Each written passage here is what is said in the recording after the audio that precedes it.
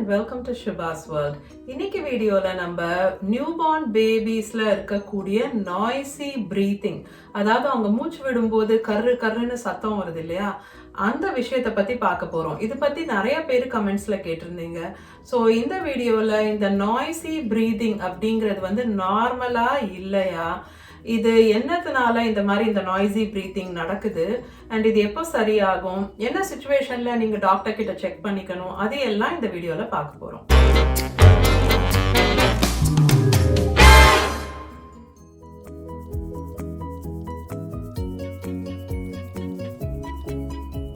இது ரொம்ப காமனான ஒரு விஷயம் நியூபார்ன் ஸ்டேஜ்ல. பட் ஆனா ஃபர்ஸ்ட் டைம் பேரண்ட்ஸுக்கு இது பத்தி தெரியாதவங்களுக்கு வந்து இது பார்க்கும்போது கவனிக்கும் போது பயமா இருக்கும். இது நார்மலான டவுட்ஸ் இருக்கும். ஏன்னா நம்ம அடல்ட்ஸ், அதாவது நம்ம பெரியவங்க மாதிரி அதே மாதிரி பேட்டர்ன் இருக்காது பேபிஸோட பிரீத்திங்னு வரும்போது. குழந்தைங்க வயிற்றுல இருக்கும்போது அவங்க அந்த ஆம்னியாட்டிக் ஃப்ளூயிட், அதாவது அந்த பனிக்குட நீர்னு சொல்றோம் இல்லையா, அதை தான் இன்ஹேல் அண்ட் எக்ஸேல் பண்றாங்க. ஸோ அவங்க பிறந்த அப்புறமா தான் இந்த பேபிஸ் வந்து காற்றை சுவாசிக்கிறதுக்கு, ஏரை பிரீத் பண்றதுக்கு பழகுறாங்க. பிளஸ் இன்னொரு முக்கியமான விஷயம் என்னன்னா, அவங்களோட சின்ன ஃபேஸ், சின்ன மூக்கு, ஒரு சின்ன பேசேஜ் வழியா காத்து போகும்போது உங்களுக்கு சத்தம் நேச்சுரலாவே அதிகமா வரும். பிரீதிங் இன்ஹேல் அண்ட் எக்ஸேல் ரெண்டுமே மூக்கால அவங்க பண்றதுக்கு ரீசன் என்னன்னா, அப்போதான் அவங்க ஃபீட் பண்ணிக்கும் போது பிரீத் பண்ணிக்க முடியும். ஸோ அதனாலதான் பேபிஸ் வந்து நோஸ் பிரீதர்ஸ் அப்படின்னு சொல்றாங்க. பேபிஸோட பிரீத்திங் பேட்டர்ன் எப்படி இருக்கும் அப்படின்னு பாத்தீங்கன்னா, அது ஒரு இர்ரெகுலர் பிரீத்திங் பேட்டர்ன் அப்படின்னு சொல்றாங்க. ஸோ இவங்க வந்து பிரீத் பண்ணும்போது கொஞ்ச நேரம் ஃபாஸ்டா பிரீத் பண்ணுவாங்க, அதுக்கப்புறம் திடீர்னு ஸ்டாப் ஆயிடும் அவங்க பிரீத்திங். ஒரு 5 to 10 செகண்ட்ஸ் அளவுக்கு மூச்சு பிடிச்சிக்குவாங்க, பிரீத் பண்ண மாட்டாங்க. அண்ட் அதுக்கப்புறம் திடீர்னு திரும்ப அதுக்கப்புறம் கொஞ்சம் ஃபாஸ்டா பிரீத் பண்ணுவாங்க, அதுக்கப்புறம் திரும்ப ஸ்டேபிளா பிரீத் பண்ணுவாங்க. ஸோ இந்த மாதிரி நீங்க அவங்க பிரீத் பண்ணும்போது கவனிச்சு பாத்தீங்கன்னா ஒரே சீரா கண்டினியூஸா ஒரே மாதிரி இருக்காது அவங்களோட பிரெத். ஸோ அதனால என்ன ஒரு ரொம்ப இம்பார்ட்டன்டான விஷயம் நீங்க பண்ண வேண்டியது அப்படின்னா, அவங்க எப்படி பிரீத் பண்றாங்க, அவங்களோட பிரீத்திங் பேட்டர்ன் எப்படி இருக்கு அப்படின்னு சொல்லி நீங்க கவனிச்சு அதை பத்தி நீங்க கத்துக்கணும். அப்பதான் உங்களுக்கு அந்த பிரீத்திங் வந்து அவங்களோடது டிஃப்ரெண்டா இருக்கு, அப்நார்மலா இருக்கு அப்படின்னா உங்களுக்கு அந்த வித்தியாசம் தெரியும். நார்மல் பிரீத்திங் உங்க பேபியோடது எப்படி இருக்குன்னே உங்களுக்கு தெரியல அப்படின்னா அவங்களுக்கு அப்நார்மல் பிரீத்திங் இருக்கும்போது கண்டுபிடிக்கிறது ரொம்ப கஷ்டமாயிடும். ஒரு பிரெத் அப்படிங்கிறது என்னன்னா, மூச்சு இழுத்து திரும்ப மூச்சு வெளியே விடுறது, இதுதான் பேபியோட ஒன் பிரெத். பேபிஸோட நார்மல் பிரீத்திங் வந்து எப்படி இருக்கும் அப்படின்னா, ஒரு நிமிஷத்துக்கு 30 to 60 பிரெத்ஸ் பர் மினிட் வந்து பேபிஸ் நார்மலா பிரீத் பண்ணுவாங்க. தூங்கும் போது அது இன்னும் கூட கொஞ்சம் ஸ்லோ அண்ட் ரிலாக்ஸ்ட் ஆகி வெறும் 20 பிரெத்ஸ் பர் மினிட் வரைக்கும் கூட நார்மல் தான். ஸோ எனிவேர் ஃப்ரம் 20 to 60 வந்து நார்மல் அப்படின்னு சொல்றாங்க. உங்க பேபியோட யூஷுவல் பேட்டர்ன் என்ன, உங்க பேபிக்கு எது நார்மல் அப்படின்னு நீங்க லேர்ன் பண்ணி வச்சுக்கணும். குழந்தை வந்து பிரீத் பண்ணும்போது சத்தம் வர்றதுக்கு என்னென்ன காரணங்கள், இந்த நாய்ஸி பிரீத்திங்க்கு என்ன ரீசன்ஸ் இருக்கும் காமனா அப்படின்னு பார்க்கலாம். ஃபர்ஸ்ட் ஒன் வந்து பேபியோட நோஸ்ல செக்ரீஷன்ஸ் இருக்கும். காஞ்சி போன மியூக்கஸ் இருக்கலாம், இல்ல காஞ்சி போன மில்க் பார்ட்டிகல்ஸ் இருக்கலாம். அந்த மாதிரி இருக்கும்போது வந்து கொஞ்சம் மூக்கு அடைச்சிட்டு இருக்கும். அப்போ வந்து அந்த ஏற்கனவே சின்னதா இருக்கிற ஒரு மூக்கு, அதுவும் வந்து கொஞ்சம் பிளாக் ஆயிடுச்சுன்னா அப்போ இன்னும் சத்தம் அதிகமா வரும். அண்ட் வெட்டா இருக்கும் போது உங்களுக்கு வந்து பேபி கன்ஜஸ்டடா இருக்க மாதிரி தோணும், வெட்டா மூக்கு அடைச்சிருக்கும் போது.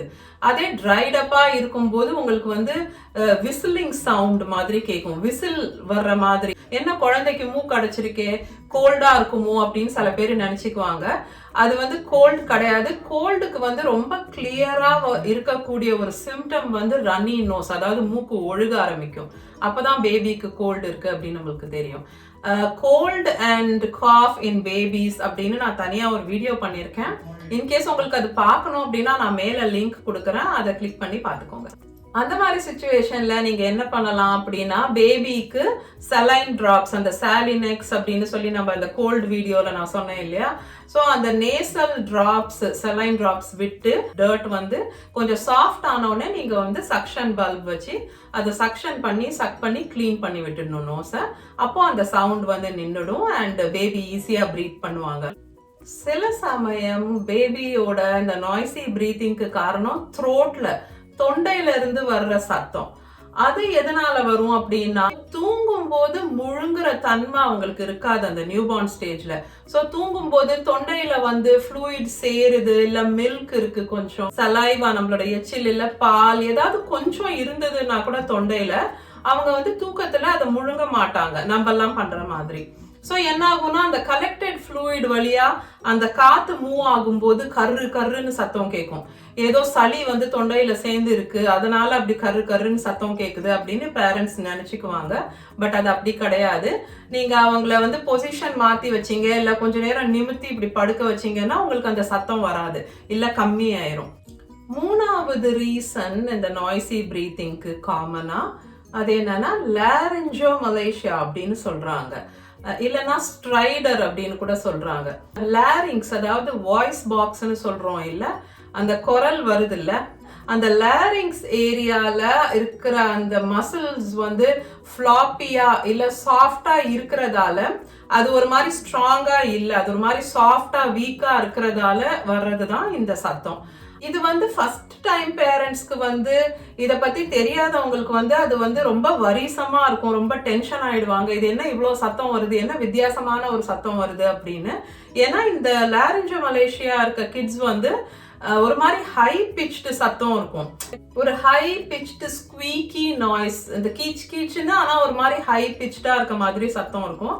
என்னோட பெரிய பையனுக்கு வந்து இந்த ப்ராப்ளம் இருந்தது. ஸ்பெஷலிஸ்ட் கிட்ட கூட்டிட்டு போய் காமிச்சோம்.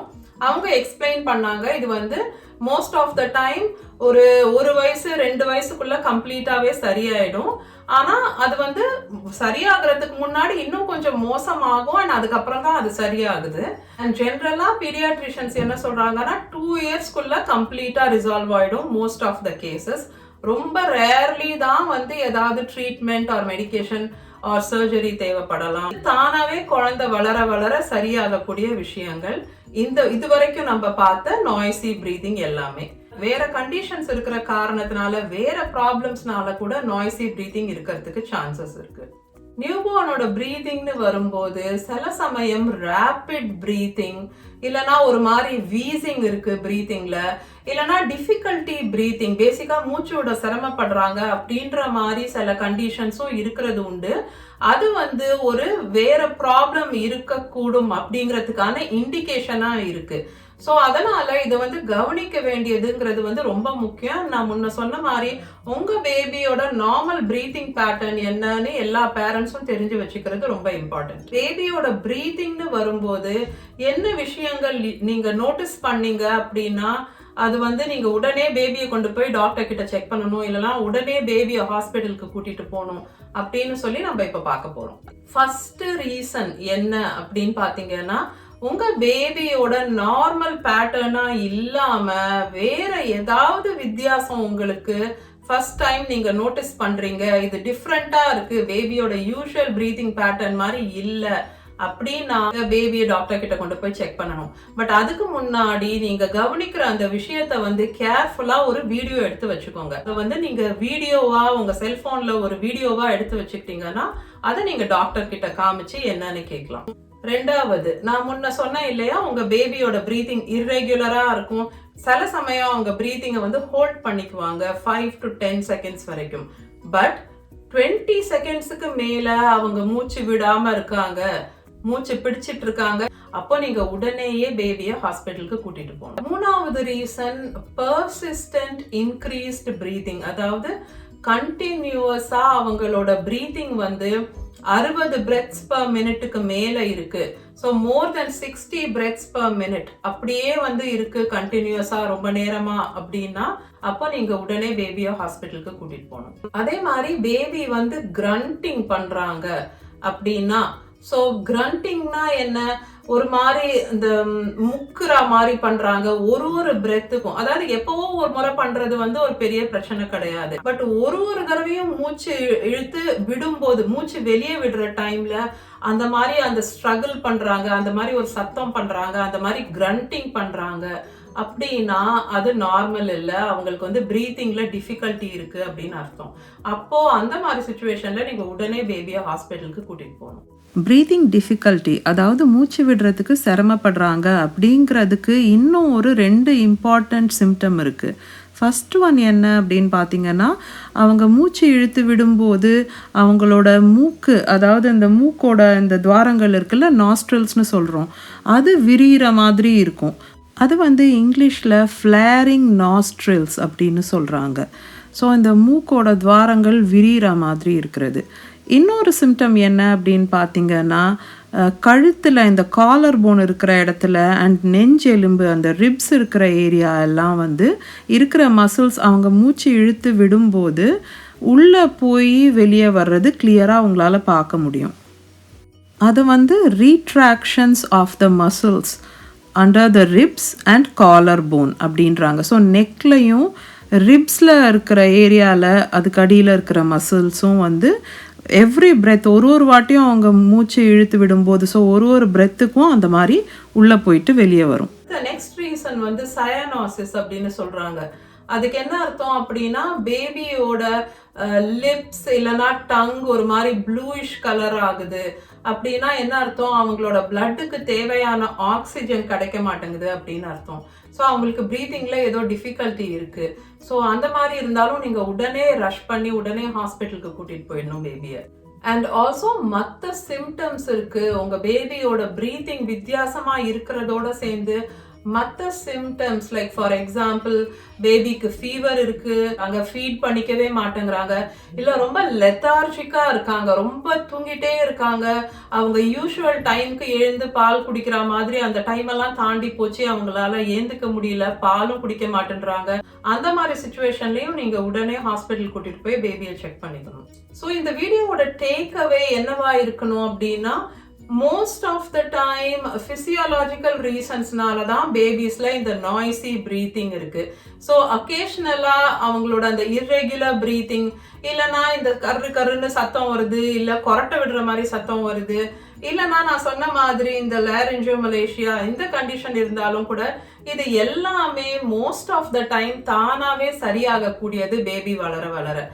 பட் நம்ம எது நார்மல், எது நம்ம பேபிக்கு நார்மல் இல்லை அப்படிங்கறத புரிஞ்சு அலர்ட்டா வாட்ச்ஃபுல்லா இருக்கிறது இம்பார்ட்டன்ட். அண்ட் இப்போ உங்களுக்கு இந்த வீடியோல நான் சொல்லியும் இருக்கேன், என்னென்ன விஷயங்கள் நீங்க நோட்டீஸ் பண்ணா நீங்க உடனே ஆக்ஷன் எடுக்கணும், உடனே பேபியை ஹாஸ்பிட்டலுக்கு கூட்டிட்டு போகணும் அப்படிங்கறதும் நம்ம பார்த்துட்டோம். உங்களுக்கு இந்த வீடியோ யூஸ்ஃபுல்லா இருந்ததுன்னா கண்டிப்பா அந்த லைக்கை பிரஸ் பண்ண மறக்காதீங்க. அண்ட் இது உங்களை மாதிரி வேற யங் பேபிஸ் வச்சுட்டு இருக்க பேரண்ட்ஸுக்கு நீங்க ஃபார்வர்ட் பண்ணுங்க, உங்க ஃபேமிலி அண்ட் ஃப்ரெண்ட்ஸ் சர்க்கிள்ல இருக்கவங்களுக்கு. வீடியோ ரொம்ப யூஸ்ஃபுல்லா இருந்ததுன்னா நீங்க இப்போ எனக்கு சூப்பர் தேங்க்ஸும் சென்ட் பண்ணலாம். சேனலுக்கு சப்ஸ்கிரைப் பண்ணாதவங்க சேனலுக்கு சப்ஸ்கிரைப் பண்ணிடுங்க, அந்த பெல் ஐக்கனை பிரஸ் பண்ணிட்டு அதுல ஆல் அப்படின்ற ஆப்ஷன் சூஸ் பண்ணுங்க. ஸோ நான் உங்க எல்லாரையும் நெக்ஸ்ட் வீடியோல மீட் பண்றேன். Until then, take care.